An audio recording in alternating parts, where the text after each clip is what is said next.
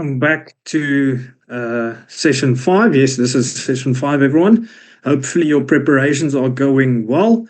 So today what we're going to do is we're going to go through the last couple of units in S4401, Intermediate ABAP Programming. So we're going to start at Unit 6 and then we're going to move towards Unit 9. Right, before we start, there's just a couple of things I want to do. Just give me 30 seconds.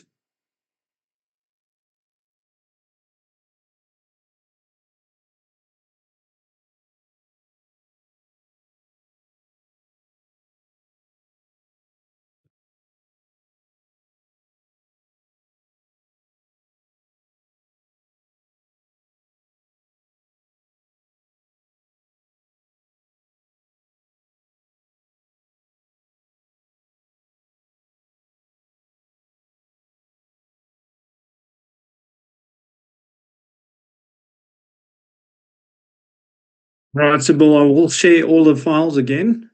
If you didn't, unfortunately, make these sessions. All right, let's start. Okay, so today we're going to start by looking at the authorization concept in SAP. So how can we authorize certain data for display to the user? Because we don't want any user to go and read our information, or all the information shouldn't be made available to specific users. So how it works in SAP is you would define access controls on your CDS views, as well as authorization checks, depending on if you want to do it on CDS level or if you want to do it on ABAP code level. So it all depends on how you want to do it. But the standard practice is through an access control in a CDS view. So what this does, it actually goes and checks if the user is authorized to access the data. So let's say you want to do a read, reading a specific record in a database table.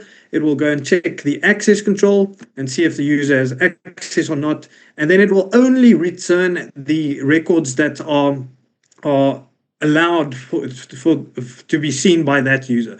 So that means it's going to return a data set that's smaller depending on the authorization, or it might also return a data set that's larger than the authorization. Much larger than the other data set, depending on authorization, obviously. Okay. See, Matthias already passed. Well done. I'm glad that you passed.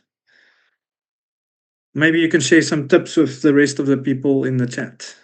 Don't give them the questions, obviously. That would be unethical. Okay, so let's start. So how do we access? Obviously, we have a business user, and that business user will be assigned a role. And then we have our ABAP application. It's that the user will interact with, or the user interface that goes and calls our database interface to read all of the records in the database. So that's the structure. Obviously, there's no questions about this in the exam. They don't like to ask this. So you have your authorization object, which contains all of the fields that you want to perform certain authorizations on, as well as the action of the field, such as action 1 is, for instance, for read, action 2 is for update, action 3 is for delete. I might be wrong with how I said it, but that's basically the concept of an authorization object. Then you have your identity and access management app. So this exposes the authorization object to the business catalog. So the business catalog will contain all the roles that you can go and assign to your, as an administrator, that you can go and assign to your business users that they will then make use of. Okay, so that's just the basics of it. So over here we have an example of authorization object in ABAP. So this you can directly go and create in your Eclipse environment. It's just a normal development object that you can go and create in your repository. So as you can see over here, we can define the authorization field. And in this case, we are looking at, I don't know if it's visible. Let me just zoom in a bit. And then take that away. All right, so there we have our country and region key. So these are the specific actions that are allowed for that specific field. We can add, create, change, display, and delete. So this is important when you do an authority check in the ABAP source code, but you can also use an authorization object with CDS access controls. But the one that they focus on the most in the exam is your authority check statement in ABAP source code itself, not your CDS access control. All right, then you also have your IAM app, where you can go and play around with your authorization values, but this is not really important. They won't ask you that in the exam. You can also publish the whole catalog, and then you will be able to go and assign these roles in the Fiori application for that. I think it's business roles or something like that. I can't remember exactly, but that's possible. There we assign it with the Fiori application. Let me just zoom out a bit.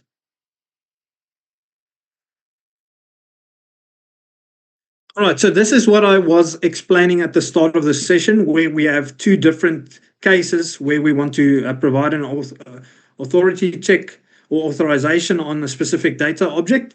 So on the left-hand side, we have a CDS view.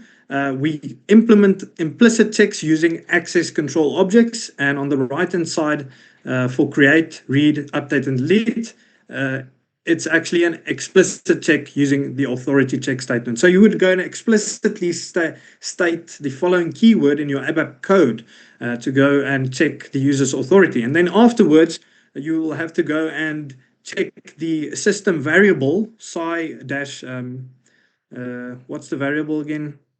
Sub C. Psi sub C. That one, depending on the value, the user is either authorized or not. And then afterwards, you have to go and cater for that yourself. But we'll get to that in one of the examples. All right, so there we just defined the CDS view. And then obviously we have an access control linked to it. So you don't need to focus on this for the exam.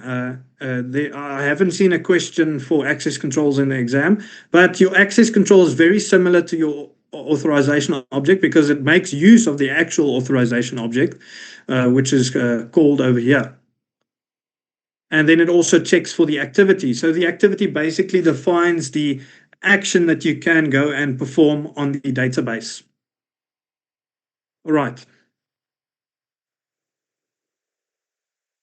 Okay, this is how you would go and find the access control.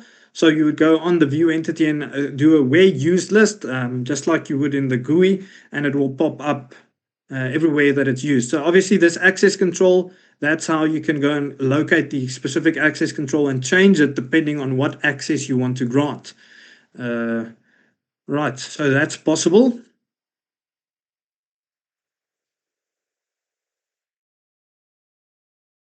All right, so this is also what I mentioned at the start of the session. So basically your access control acts like a filter. So depending on the authorization of the user, it will only retrieve, for instance, in this case, the country, which value is DE. So all the records that has DE, you can only read the records that is from Germany, obviously. So that is how it works. Okay, now the more important part. So you need to pay attention for this part over here. Please pay attention to this because it's going to be asked in the exam. I don't want you to lose some marks.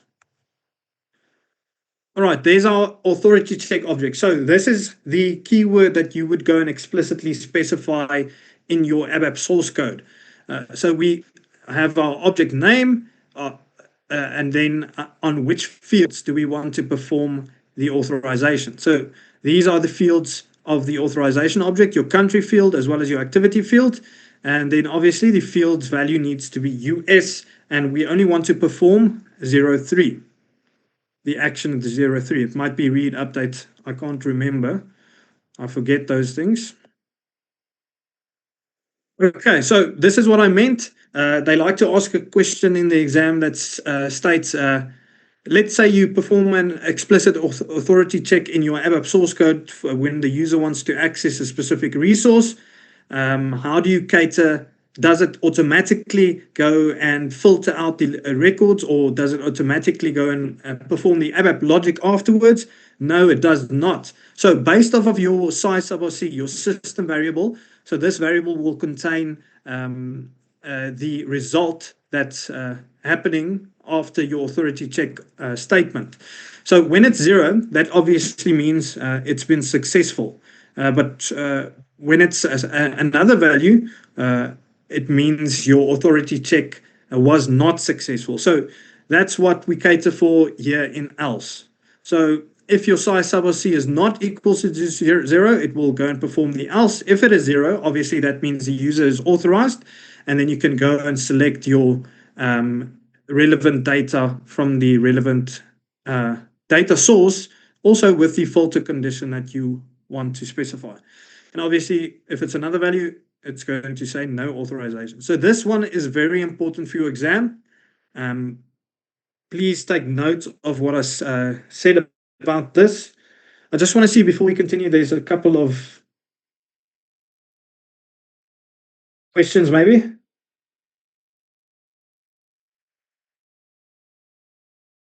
You can't see my screen. Are you sure about that? Andre? Okay, cool. No worries. No pressure. Are questions similar to those in the quizzes at the end of the section? Yes, they are very similar. And please go and look at the sample questions as well. But like Matthias also said, there's a lot of technical questions. What he means by that is they will give you code snippets. For example, exactly this one on the screen. And then you have to go and answer based off of what I've told you over here. Yeah, ERP prep is good, but don't rely on it. Go and do the learning journey. Obviously, that's a last resort.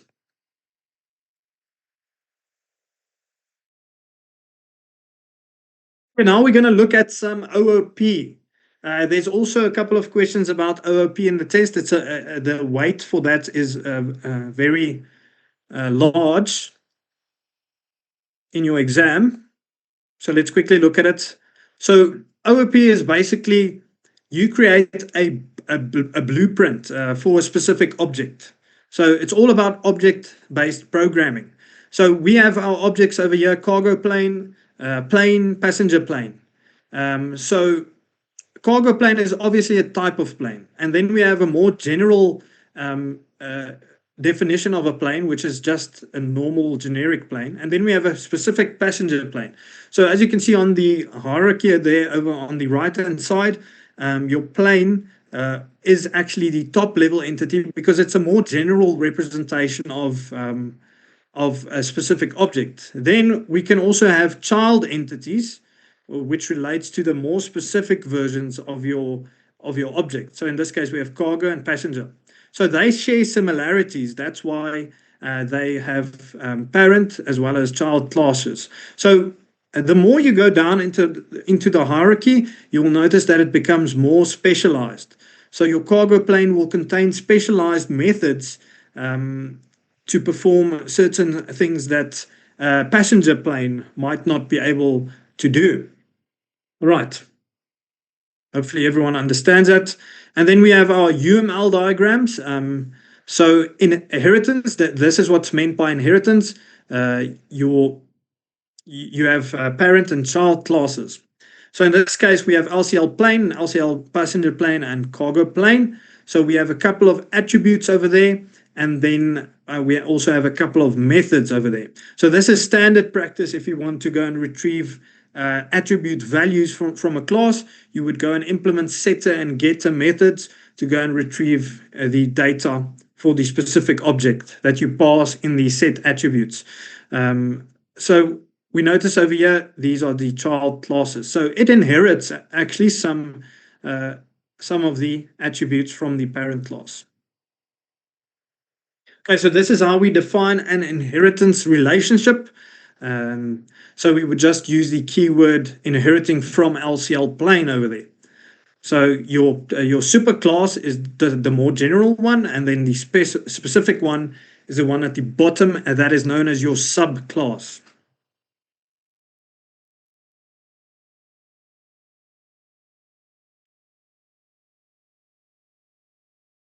Right, it says over there, superclasses has any number of subclasses, but each subclass has a single superclass. You can't have multiple superclasses. That's one of the, not limitations, but by design, it's like that.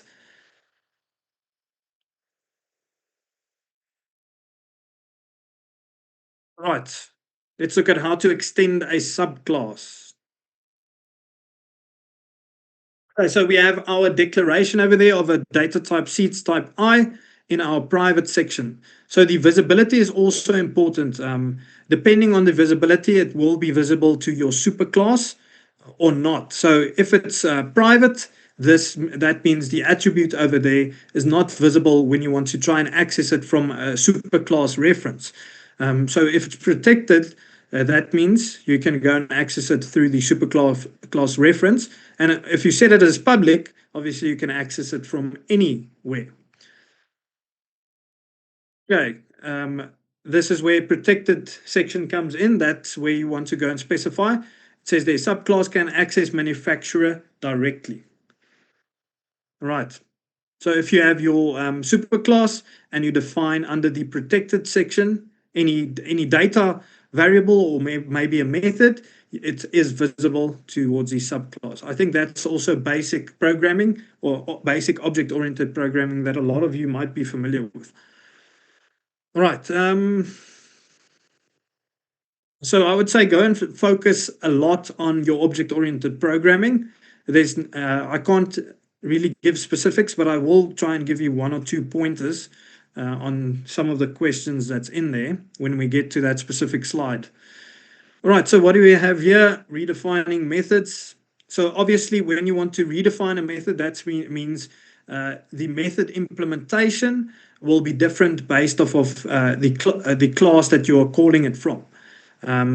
So in this case, we have get attributes, and it's defined in our public section of our superclass, and we are exporting attributes, and we are actually going and redefining it in our get attributes with the redefinition keywords. So depending on if it's LCL passenger plane or if it's LCL cargo plane, your implementation of get attributes will be different, because remember, each child class might have different attributes, because that's what we use to identify the instance, the uniqueness of that actual class. So methods get attributes, we use the keyword redefinition. So remember, this is only your definition of your methods in your so we still need to go and implement it, right? So what do we notice here at the superclass is that it has a method signature. What I mean by the method signature is that that's your exporting parameters over there. So that you cannot redefine that. That is something you need to take note for the exam. They like to ask questions like that. Can you redefine the signature of the method in a subclass? No, you can't, of the superclass. Okay, so in this case, there is our method implementation. So we would go and call in this case, why did we use super? Because it calls the super method implementation of get attributes. So if you want to go and redefine it with unique logic, you wouldn't go and call the superclass implementation. You would go and create your own implementation, obviously, but this is how you would go and redefine a method in a subclass. All right, so what is a constructor?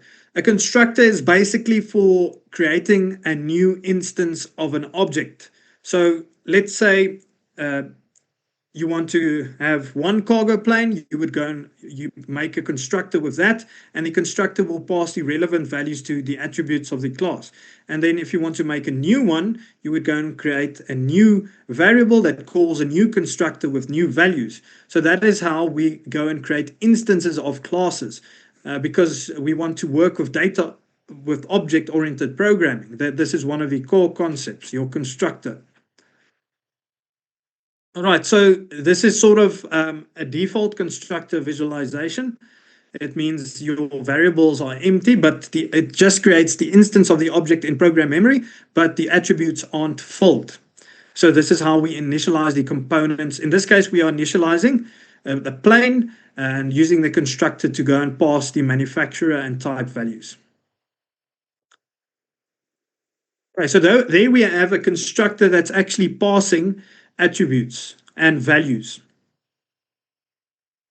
Right. So this is your subclass that calls the superclass constructor. This is also a question they like to ask. What do you have to call first? You always have to call the when you call the constructor of a subclass. Does it call the constructor of the subclass first, or does it call the constructor of the superclass first? That's very important.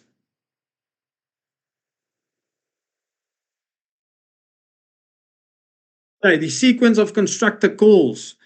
Okay, I'm going to paste this as a screenshot into the chat. Please go and study this for the exam. I think it's also available in the learning journey. Whoops, I wanted to.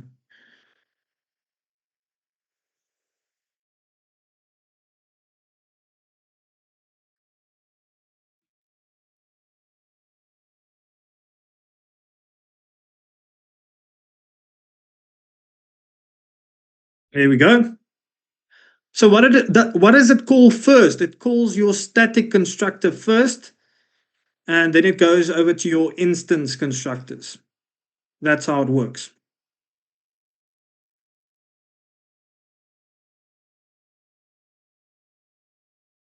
Right, what do we have here?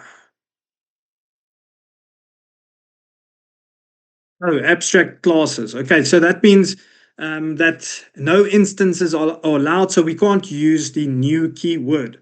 So that means we can't create an instance of the object. We would use an abstract class just for storing functionality, basically, or having static methods and attributes that we can go and access like that. Okay. But they don't like to ask that in the exam. So what we notice for the abstract class, it does not have an implementation. It must be redefined in a subclass. Your final keyword, this specifies that it may not have any subclasses. So there's no inheritance that you can go and create.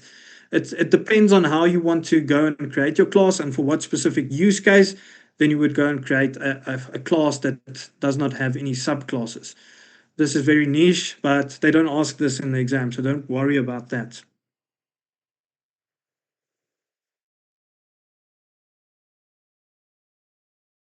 As well as your final methods, they may not be redefined. That's pretty straightforward. They don't ask that in the exam though.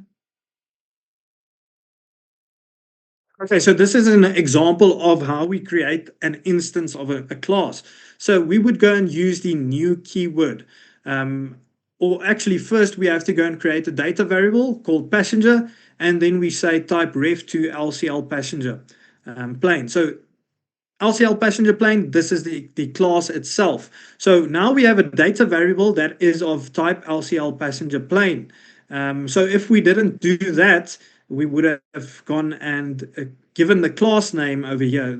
I think in one of the practical examples, I'll show you, I didn't use the pound sign because the pound sign, it actually pulls the type directly from the left-hand side variable that you are assigning it to. So you can also pass the name of the class in there if you didn't create a data variable like that and you want to do it dynamically inside a data, inside an inline declaration. Okay, that's just taking it a bit further. So this is an example of a constructor. You would go and pass the values towards the fields or the attributes of your object itself. So there we initialize our object instance. Okay, so superclass references. This is very important for the exam. I'll make it easy for you. Just paste a screenshot. I think this is a better method of doing it because this documentation is in the learning journey actually. I can't unfortunately give you the whole PDF, but I think it's nice if I can just give you the screenshots, then you don't have to go and get it from the learning journey. Or you can just screenshot from my recording itself or my session, my video. Okay, so there we have a passenger plane over there, and we create a new instance of a passenger plane, and then we assign a child class instance to the superclass. All right, that's possible. So you can go and do that. So please take note of that.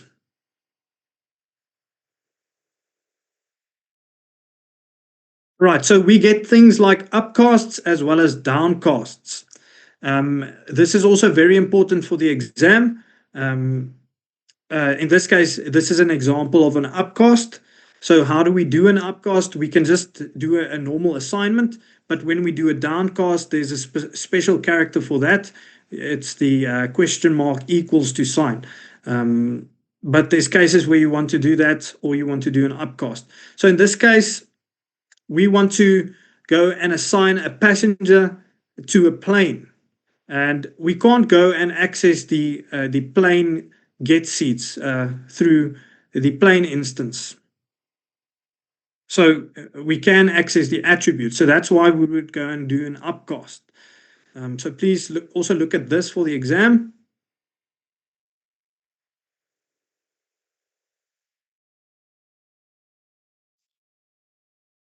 Right, let me just take a screenshot of this for you as well. It's a nice explanation.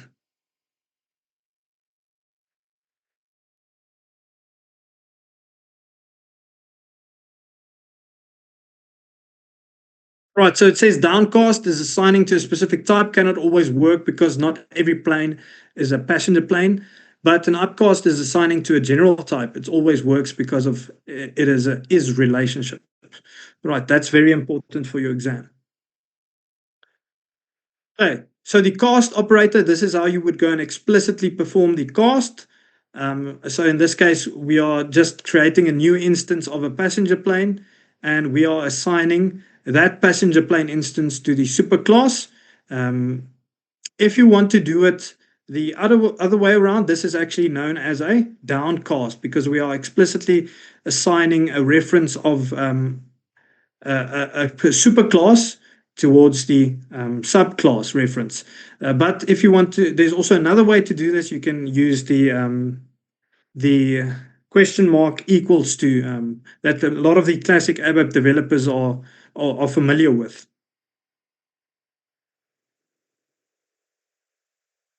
Okay, so let's say the downcast does not work and we want to secure it. There is a way of it. We can go and use an if statement where we go and check if it is an instance of LCL passenger plane, then we only perform the cast because there might be some syntax errors or runtime errors actually when you perform the cast and it's not an instance of the subclass.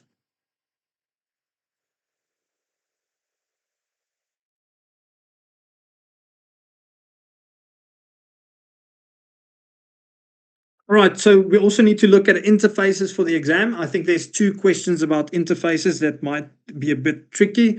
So interfaces are just basically, it gives you sort of a set of methods and attributes that you can go and redefine in your class itself.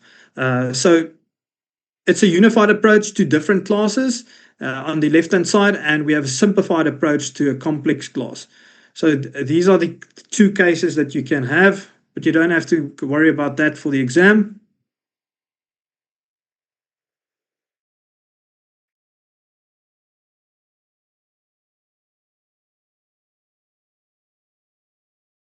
All right, so what's meant over here? So it says no common superclass, so no simplified access. So that's why we would go and use an interface. Different methods with different signatures for the same thing. So that's why we would go and use an interface. So in this case, we have an interface called Business Partner, and we have a method get information, and this is how we access it. So we have an airline and we have car rental company. You access your interface through the tilde key. So there will be a different implementation for airline than there is for car rental company, but it's accessed through the same interface name and through the same interface method. So that's why they say over there in the slide, specific implementations of the same method. So that is the usefulness of an interface. So here we go and define our interface. So I remember there was one question in the exam, what are possible interface components? It might not be in your exam, but just go and check for that. The interface components that you can go and add are types and methods, nothing else. So you would add a type that you can go and use, as well as a method that you can go and use, as well as the method signature, the returning values, stuff like that.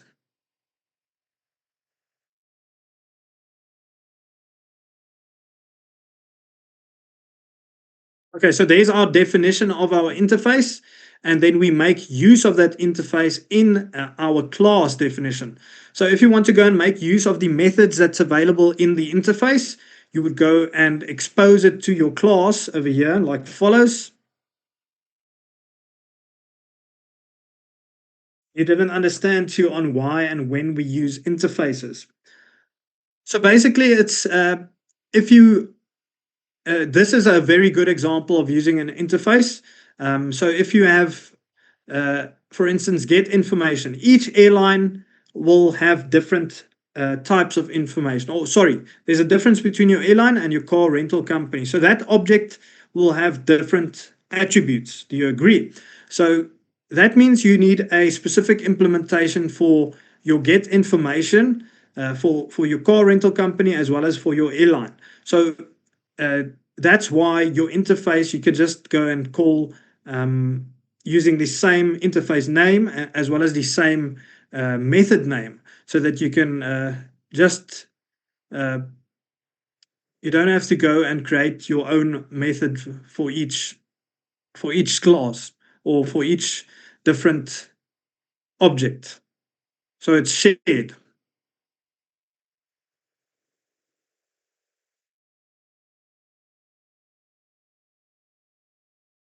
Right, where was I?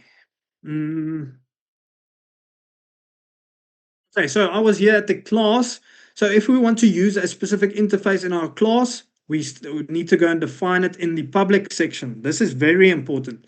This is the only place where you can define an interface, and it's also going to be a question in the exam. Yes, interface is nothing but a class with method and parameter, but there is no logic in the method. Exactly. So it's you can go and redefine those methods based off of what you want them to do in specific classes. So it's sort of like a blueprint, if you can think of it like that. Right. So there we define it in the public section, and then we can go and implement that specific method. So over there, inside method and in method, we would go and add the class-specific implementation of the interface, if that makes it a bit more clear. Okay, so also remember for the exam, how do we access your interface methods? Through the tilde key. Because you might get options where you select an answer, and then one of the answers will contain like a dash instead of a tilde key, and you might confuse the component selector with the method selector of an interface. You also need to know how to call instance method as well as static methods. Okay,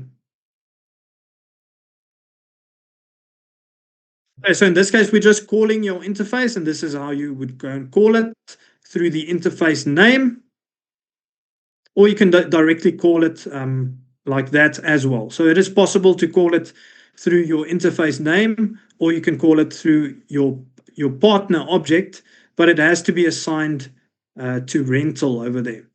And rental is an instance of LCL rental.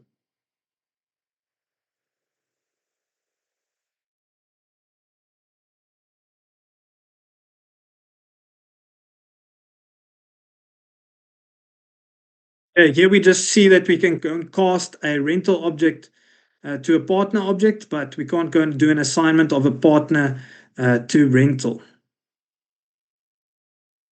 With you can't cast an interface like that.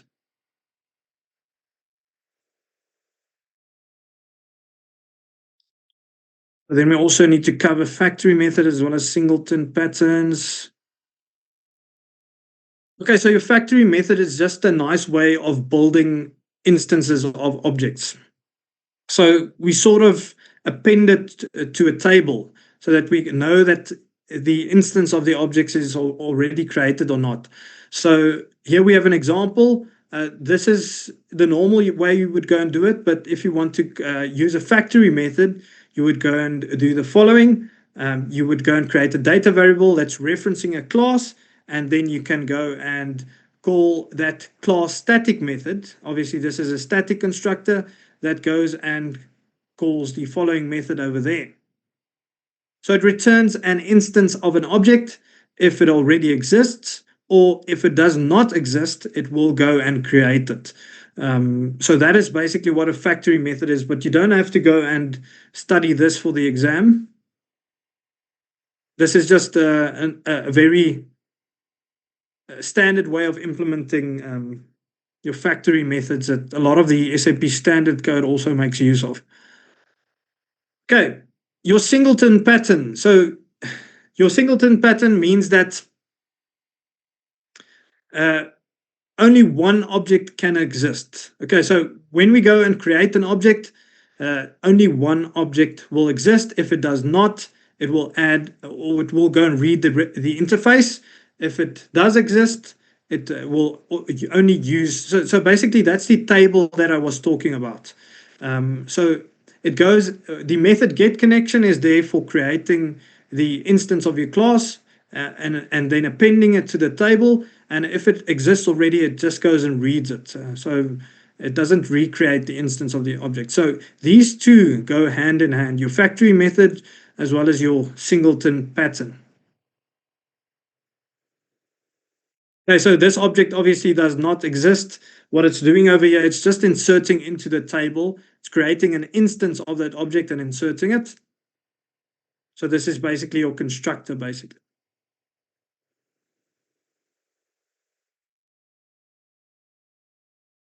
This is just a good practice. There's not really questions about this in the exam. Okay, this object already exists. So you can just retrieve the object reference directly if it already exists.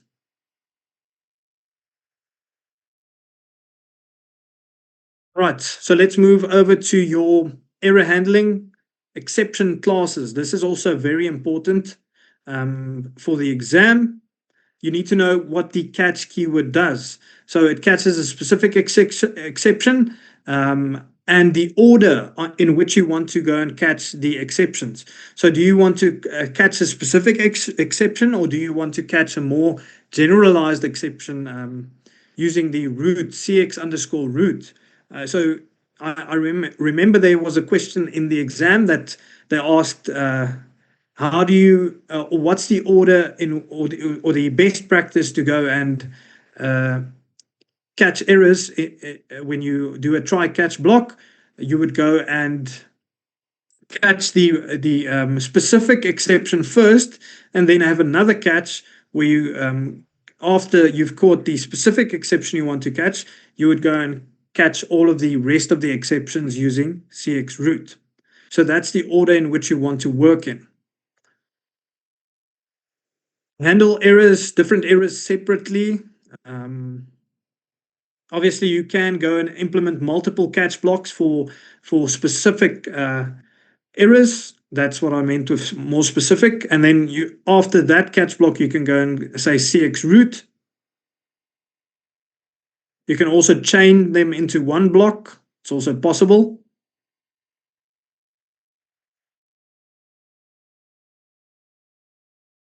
Okay, there's our CX root class. So the CX root class is actually the super class of all of the error all of the error classes. So that means it will go and catch any generic type of error that might occur. So yeah, it's useful, but you would go and catch the more specific errors first. So please take note of this for the exam. It is definitely going to be a question. So there's the order in which you would go and catch it. I'll also paste a screenshot of this. Please go and look at that.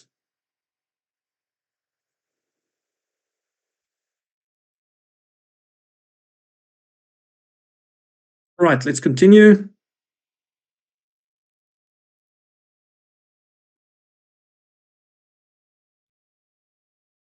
Did they ask this in the exam? No, I don't think they did ask this, but mm,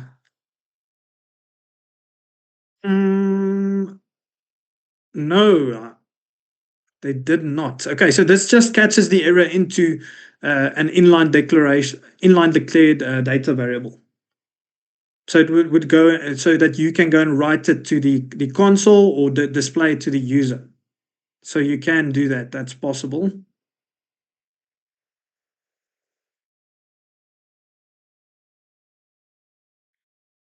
Okay, this is also very important.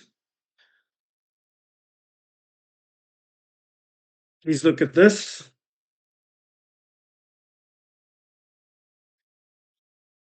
All right, so what this is basically, it's your exception class, and then it goes and calls a constructor. Because we are doing object-oriented programming, your exception will also have a structure that contains different attributes. So the attributes that the exception contains is your text ID, your previous, and your env attributes.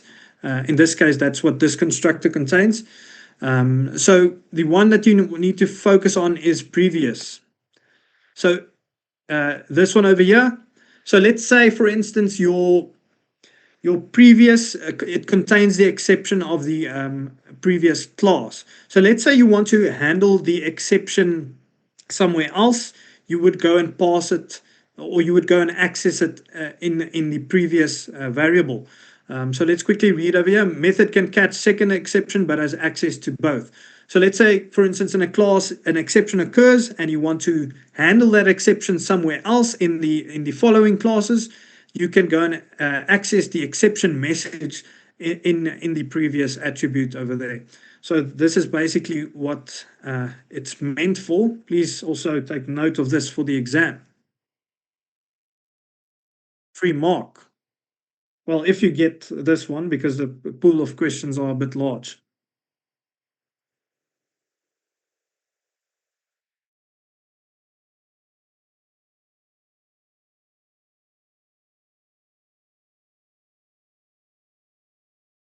Okay, they're not going to ask about this, so don't worry about that.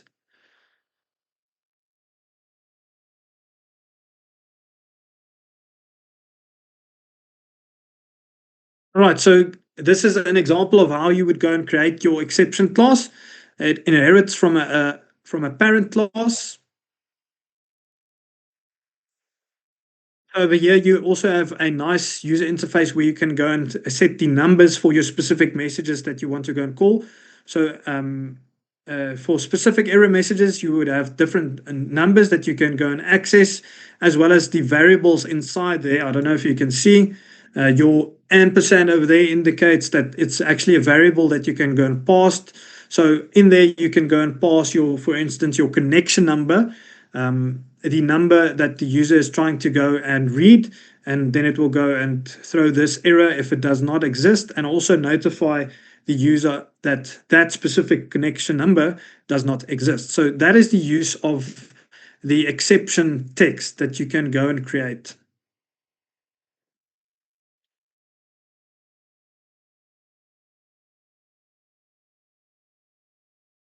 Don't have to worry about that for the exam.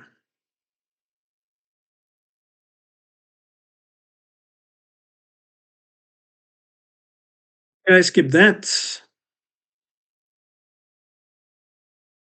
Okay, this is just an example of how you would go and attach the message. So in this case, the value is actually hard coded to the message class name. And then, like I showed you, it has a specific number. And then that number is used to generate your error message. That's also consists of the attribute variables that are being passed towards that specific message number. So it will go and pass all of these attributes to your message number one and generate the message that you can go and display to your user. So over there, that's why you would go and use the exporting. So in this case, for error handling, we analyze the value of size sub or C. If it's not equals to 0, obviously that means there's been a failure, or for instance, if it's 4, it hasn't read any records. In this case, we have a select over there at the top. And then if that select statement does not return any records, it will go and throw a 4 in size sub or C. And then this will be valid. It will go and execute the code in your raise exception type, LCL no connection. And then based off of your airline as well as your connection number, it will go and generate an error message from the one that you selected over there. So that means the connection does not exist. Documenting ABAP code, the last important part before we move over to the practical. This will definitely be asked in the exam. Let me just see. Yes. Okay. So your ABAP docs. So how do we define a doc, an ABAP doc? We use the following characters. So please take note of that for the exam. A theoretical question.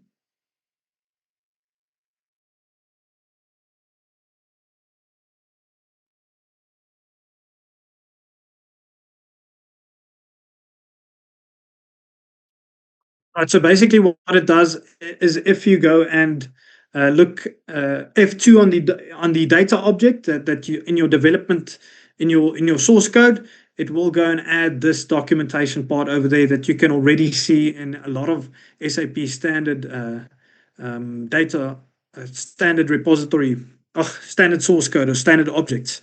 So if you want to go and explain a bit more to your developers that's working, let's say you're developing on it, it's obviously good practice to go and document why you would want to go and the usage, why you would use this specific method and the usage of the method as well as the parameters. So that's why your documentation is always a good practice to implement, so that the other developers that works on your source code that they can actually understand the implementation of your methods.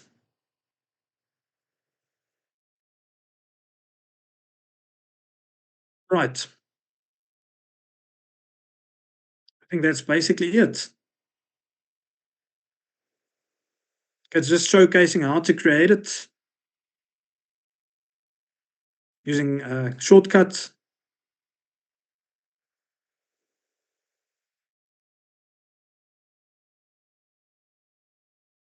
And also link it to another object.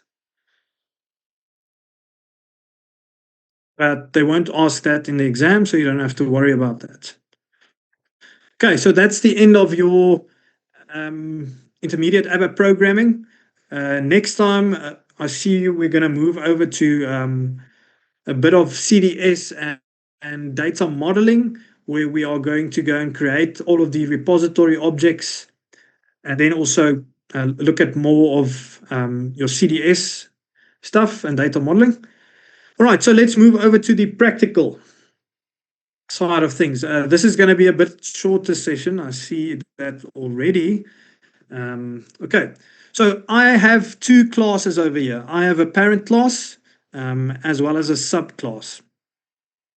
So let's quickly execute our, or see what's in here. Okay, let's execute our superclass and see what it says in the console. Okay, there's nothing. Okay, it's actually showing an error. Okay, what's it saying?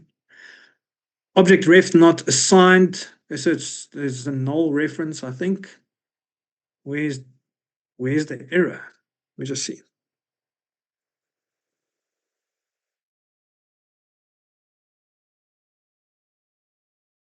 Oh, okay, it's on that line. Where's that?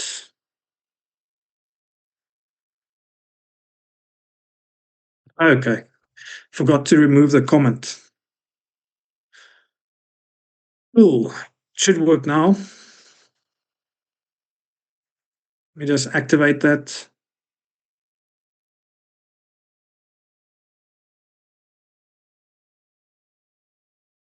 Perfect. Okay, let's look at the number one first, redefining a component of a superclass. So there we have the self-reference me. So that means we are in what class are we? We are in ZGet Certified Session 5. Obviously, the naming is not that nice, but I've made it like that so you know in which session we are. So we self-reference using the keyword me, and then we go and perform the following method, do something.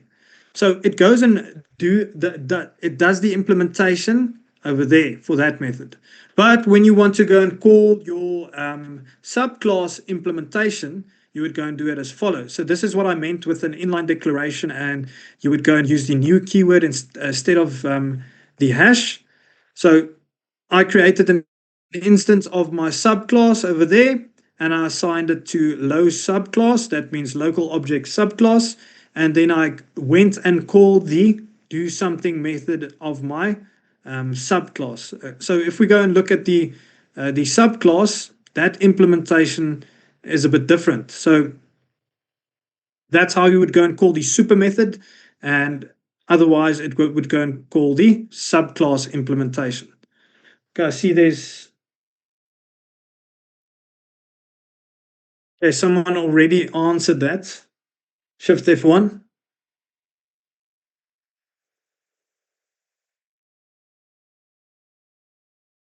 Right, so let's quickly look at the output for that one. Okay, so our outright over there, it did write that that's the superclass implementation, and then that's our subclass implementation. So we first need to go and instantiate an instance of our superclass and our subclass, and then we can call the respective methods, even if they have the same name. So what's used to determine what needs to be executed is obviously the name of your data variable. It goes and checks what instance of the class it is reading. Is it reading from the superclass or is it the subclass? Okay. So basically, that's how you would go and call a method, your instance method. If you want to call a static method, use the static component selector. Okay, this is an explicit authority check statement. So you would go and do it using the following keywords. And if you want to go and it basically creates the authorization object, or it goes and checks for that authorization object. I don't think it exists in this system because I did upload everything from the GitHub repo.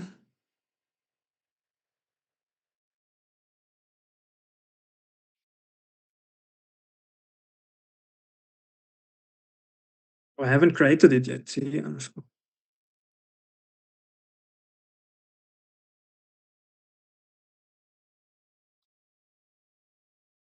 right, never mind. Okay, but it would go and read from your authorization object, and based on the activity for the action, does it have permission to read, write, or update or delete, and what field? So if the user tries and access that, the value of the field as well needs to be SQ. So if size sub of C is equal to 0, that means the authorization check has been a success. Then you can go and select from your data source. In this case, it's reading from there. Is this actually active? Yes, it is. So it's reading from the flight table over there. It contains our carrier ID, where the carrier ID equals that value over there. And then it only returns a result set that contains that. So I wonder if I can showcase this, if these objects are available.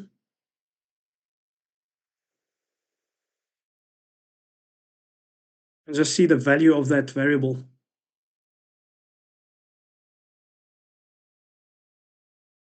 Okay, size sub of C, what's the value? It's 12. Okay, so that means something is wrong. So that means the user does not have authorization. So it would not go and perform the read value. Right, so that's how it works. So if it was full, it would go and read. So yeah, you can't do that. You can't go and manipulate system variables in ABAP Cloud. Okay, so in this case, it says else if size sub of C4, then it would go and display the following message to the user. The user has an authorization for the corresponding object, but not the right values. So that means this authorization object has been assigned to the user, but the values over there for the specific activity as well as the field, they haven't been assigned to the users. So you can go and perform an action that will let the user know that this hasn't been done. You already have the authorization object assigned to you.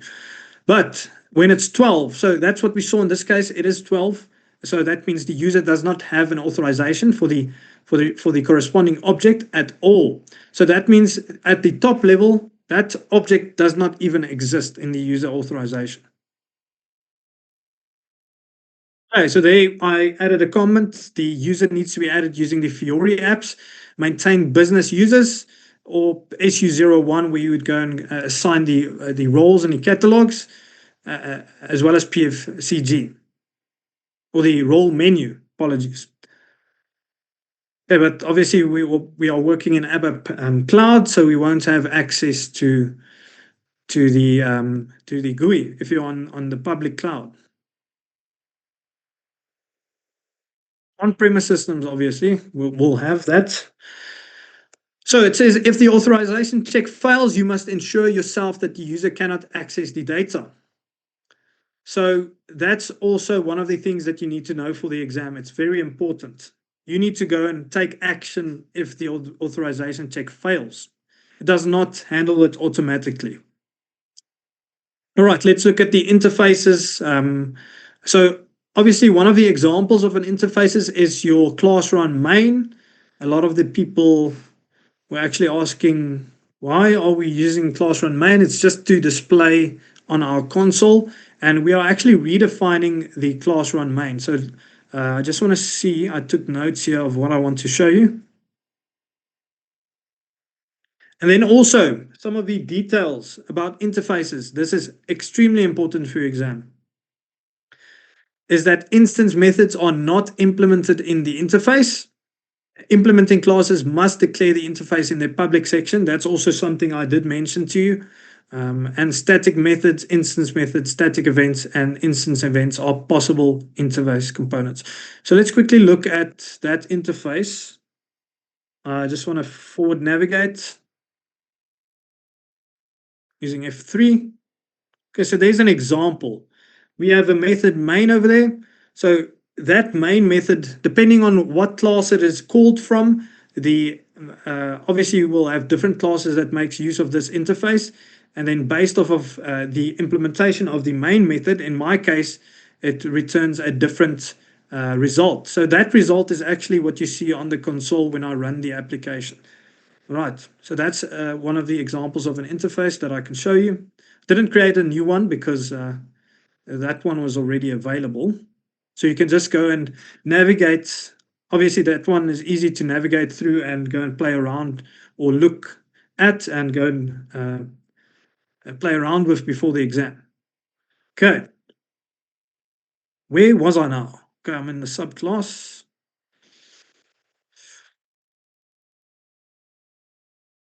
All right, let's move on. Assigning an instance of a subclass to a superclass for upcasting and polymorphism. So you cannot assign a subclass to another subclass. So that's something you also need to take note of for the exam.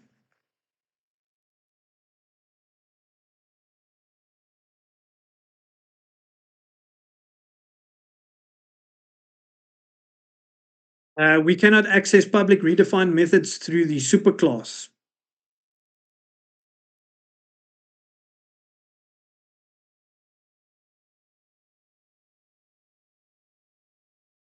Let's just see what's output over here.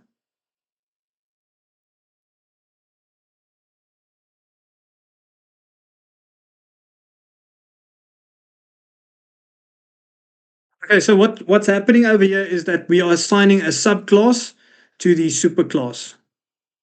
So that's actually upcasting, and then we are calling the implementation of the do something method from the one that we just assigned using the upcast. So if you go and look at the it's assigned and called through the superclass. So it does not give us the value that's over here in our implementation. You see that it does not give us that, and it also does not, apologies, it does not give us the value in our subclass over there.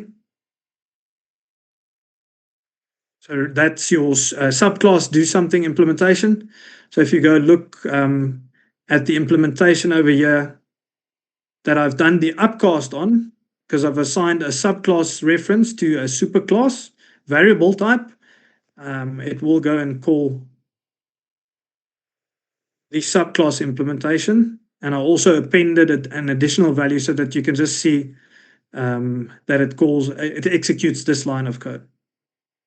So it does not call the superclass implementation, even though you go and access the method through a superclass variable, because it's the upcast has been done. It is now actually an instance of the subclass. So that's why it calls the subclass implementation.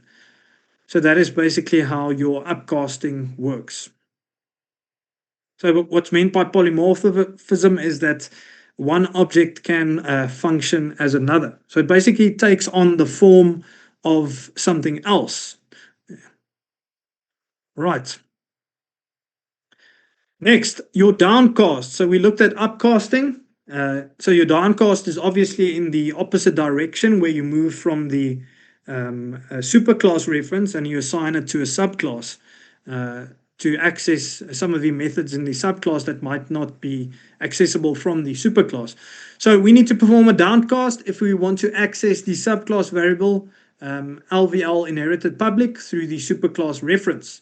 So if we go to our subclass, there's a specific variable over there, and it's in our public section, and it's inherited through the public component of the subclass through upcasting. All right.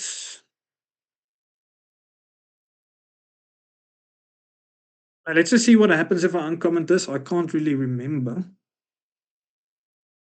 Did I already do the assignment?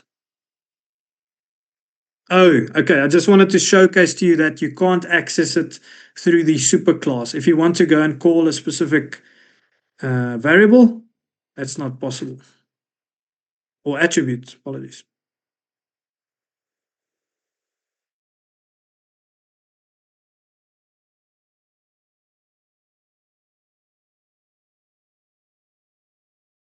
Says there the field is unknown.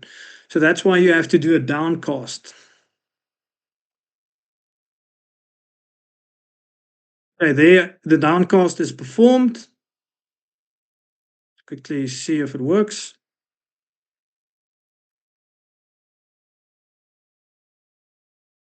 So this is one way you can go and do it with this operator over there. But you can also do it with the by explicitly stating cast and then the pound sign, like you saw in the learning journey, as well as those pictures I sent you. But this is a more classical way of doing it. So you can go and do that. So what you can see now, the syntax checker actually it picks it up. So an instance of my superclass, I've assigned an instance of my superclass to a variable of type subclass, and then I can go and access that specific variable. Right, you just need to know how all of these things work. Because sometimes in the exam they like to give you a code snippet where you can go and you need to go and analyze it, just like you are the syntax checker as well as compiler. sometimes. So this is something you need to really go and look at and practice. Okay, you can also retrieve the attributes. Let me just save and activate this, and let's look at the output of the console.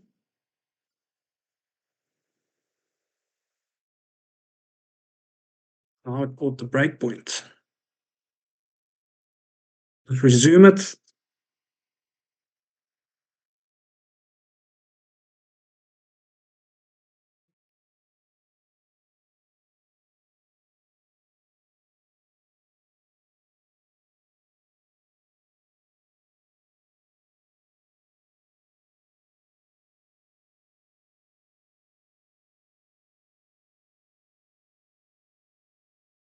Yeah, I think that last line over there is what's generated from this one. So that means it's possible. Inherited the public component of the subclass through upcasting. So if you go to the subclass, you will notice that that value has been hard coded over there. So if you want to access attribute values in the subclass, you have to do an upcast. If you want to do it through the superclass variable. Right. It says there you can also retrieve the attributes of the subclass through redefined getters without needing to downcast. That's also possible. Extending a DDIC table that has restrictions based on enhancement category. Right, so you have to go and look at your annotation over there, your enhancement category. Depending on that, you can go and extend the structure of your data dictionary table. Okay, we're jumping around a bit here. We were in our object-oriented programming. Now we're moving more towards your data dictionary objects.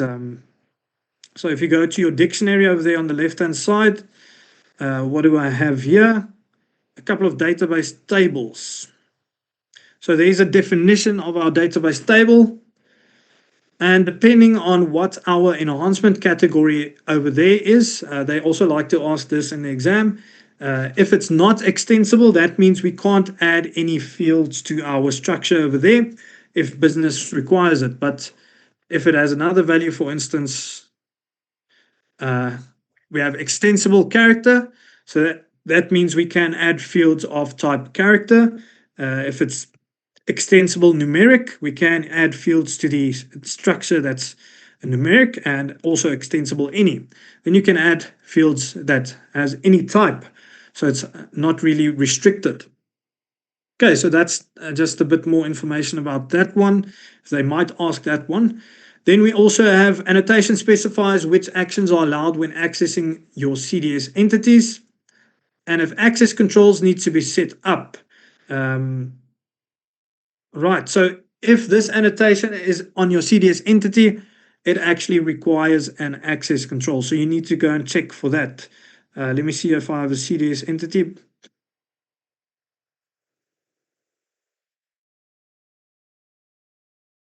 It's probably on my normal view over there. So if this value is not check, so what do we notice? Check, it does something different than mandatory, not allowed, not required, and privileged only. So look at your authorization check annotation if you want to know if an access control is required for a CDS view entity or not. Is there a specific access control? I don't think it's set up for this one. Remember, you have to go and use a where used list if you want to go and look at the access control. So you would just go and filter access control. Under what does that fall again?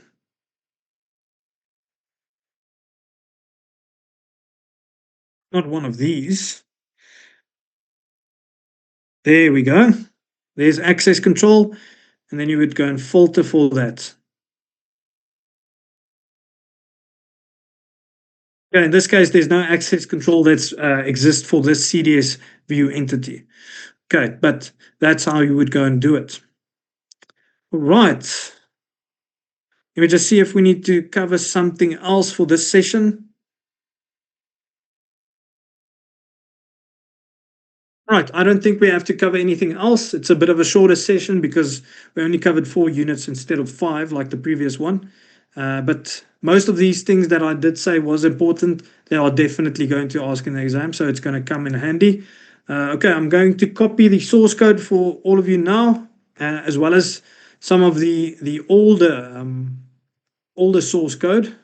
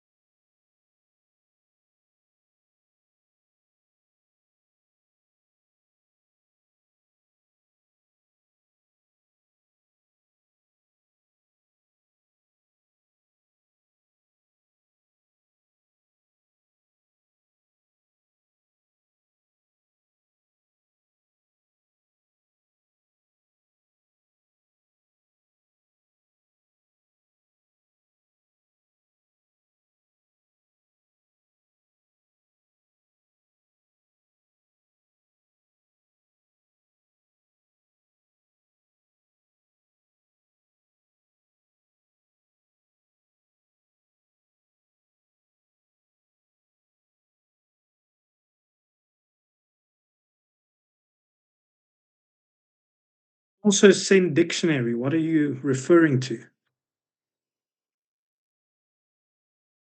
Oh, you want the definition of the tables. So what are we accessing here that this might be dependent on? Oh, this one over here.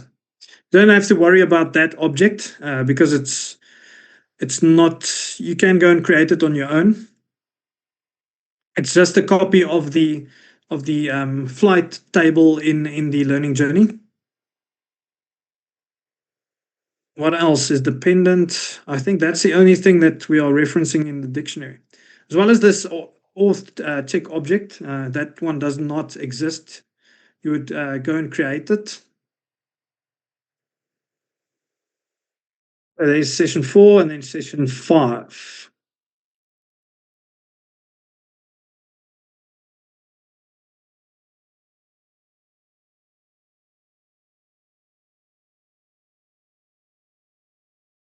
Right, perfect. One of you asked, can you cover exception hands-on example?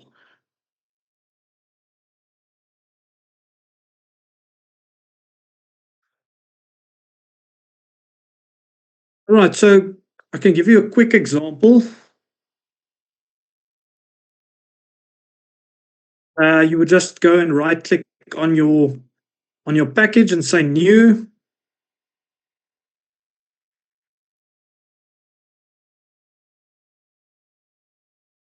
Authorization object like that. So you would say next, give it a name. Let me just give it a name, the same name as I have in my program over here, my source code. Let's go and right click on your package. Say new, other ABAP repository object. There's a lot of things you can go and create here. You can go and just play around with it. There's even the IAM app, as well as the business role template. So all of these things you have to go and set up manually. I'm not sure if there's this is can be automatically generated, but yeah, I'm not familiar with that. So you just type in to filter auth object like that, give it a name.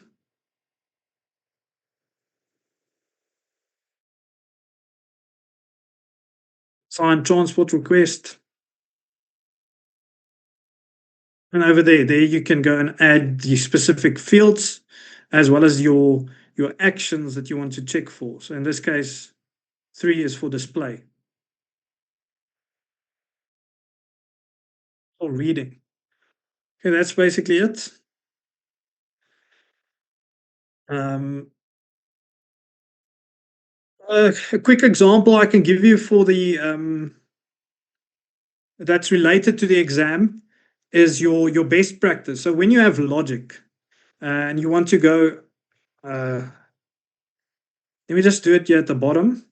When you have logic and you want to execute a certain logic, you would go and use a try and a catch and an end try, like that.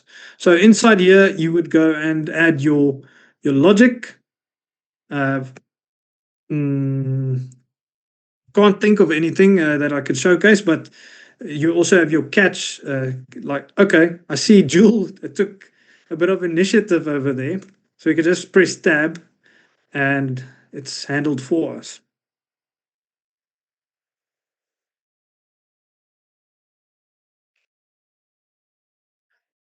Okay, so depending on whatever happens in your try block, it will go and catch the exception if there's any exception. So if you go and do CX root, it will cater for any exceptions.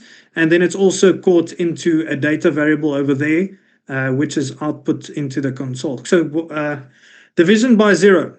Yes, that might be something that we can do. So we can say data LV underscore number equals to 1 divided by 0.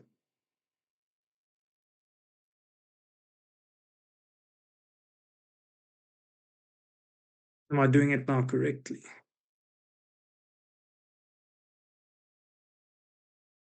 Let me just go and reference something.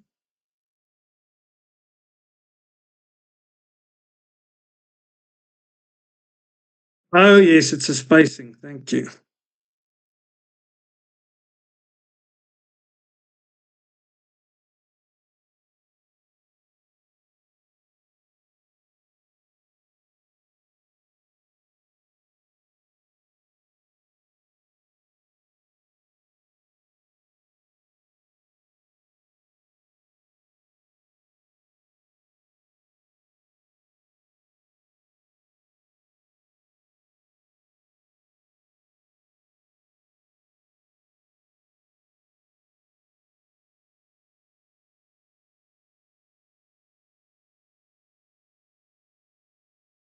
Oh, so Joule wasn't actually working.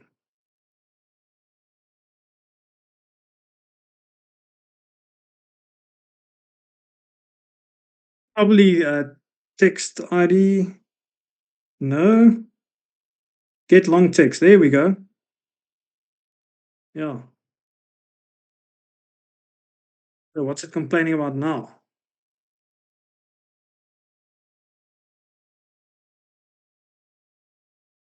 Oh, it's a space.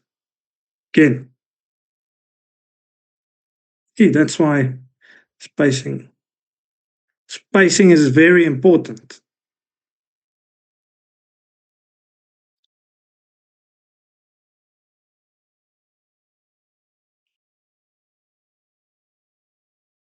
What warnings do we have?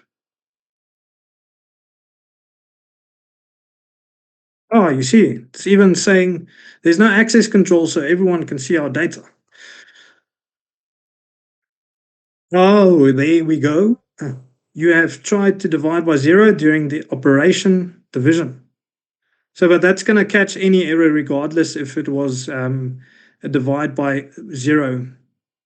So how you would go and implement it, you would go and catch your more generalized exceptions, catch CX underscore, I think it's divide by CX 0 divide. Yeah. No?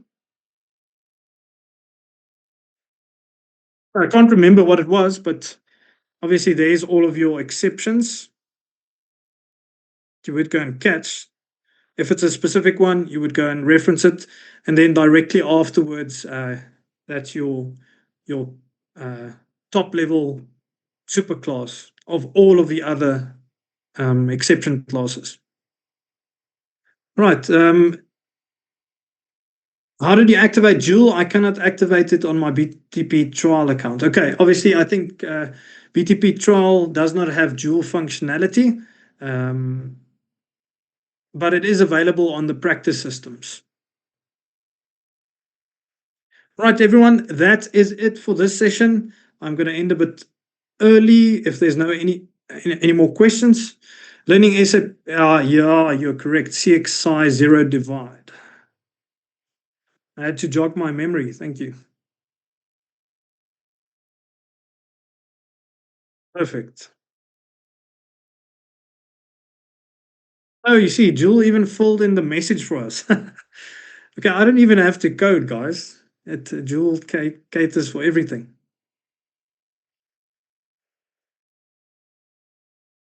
And then obviously, if it was another error, depending on what the error was, it would go and generate it over there. Learning SAP says to study the learning journey practicing clean core extensibility. Yes, we are going to look at your clean core extensibility. They do like to ask questions about that.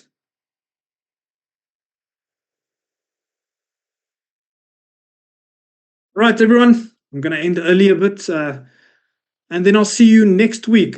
Please go and remember to prepare for your upcoming session, and also be ready with the questions you want to ask me. I did give you everything that they might ask in the exam related to this session. Right, then I'm going to say cheers over here from South Africa. See you next time.